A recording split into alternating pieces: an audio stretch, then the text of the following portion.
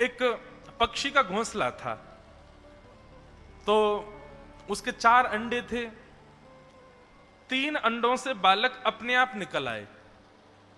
चौथा अंडा जो था वो थोड़ा अभी परिपक्व नहीं हुआ था, धीरे धीरे उससे निकलने का प्रयास कर रहा था, पर उसको दिक्कत आ रही थी निकलने में। तभी क्या हुआ कि पक्षी तो उड़ करके कहीं गया था, पर किसी मानव ने देखा कि भाई इसके 3 अंडे तो फूट गए, ये चौथा फूटा नहीं है, ये निकलना तो चाह रहा है पर निकल नहीं पा रहा, मैं थोड़ी मदद कर दूं। तो उसने किसी नुकीली वस्तु से अंडे को ऊपर से फोड़ दिया और वो बालक बाहर निकल आया।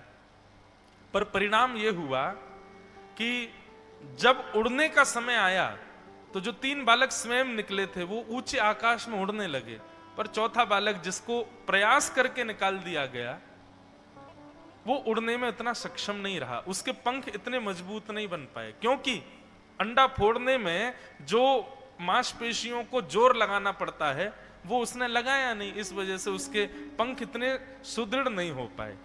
इनका कहने का भाव जो है वो इस प्रकार से समझ सकते हैं कि अजगर से हमने यह सीखा कि सदैव गुरु को और पिता माता को यह रखना चाहिए कि ज्यादा सहायक ना बने बालकों के,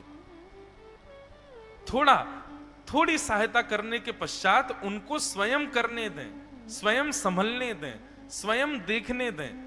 कई माता पिता अपने बालकों की इतनी ज्यादा चिंता और इतने ज्यादा उनके सहायक बन जाते हैं, उनकी हर परिस्थिति में हर वस्तु हर इच्छा पूरी करने में लगे रहते हैं।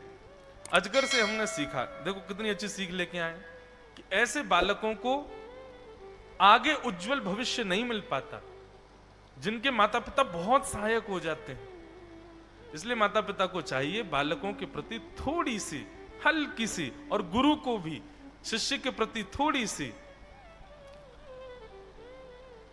निष्ठुरता तो नहीं कहेंगे, पर हां थोड़ा सा उसके उत्थान के लिए अपना प्रेम भाव कहीं ना कहीं कम रखना चाहिए। शास्त्र आज्ञा करते हैं, लालयित 5 वर्षाणि 10 वर्षाणि ताड़येत प्राप्ते तु 16 वर्षे पुत्रम मित्र वदाचरेत। 5 वर्ष तक ही प्रेम करना चाहिए बालक को। जैसे 6 वर्ष का हो जाए तो 10 वर्षानी ताड़येत, मतलब 15 वर्ष का जब तक नहीं हो जाए तब तक खूब ताड़ना करो। और प्राप्ते तु 16 वर्षे पुत्रम मित्र वदाचरेत, तो ये अच्छा भाव अजगर से सीखा।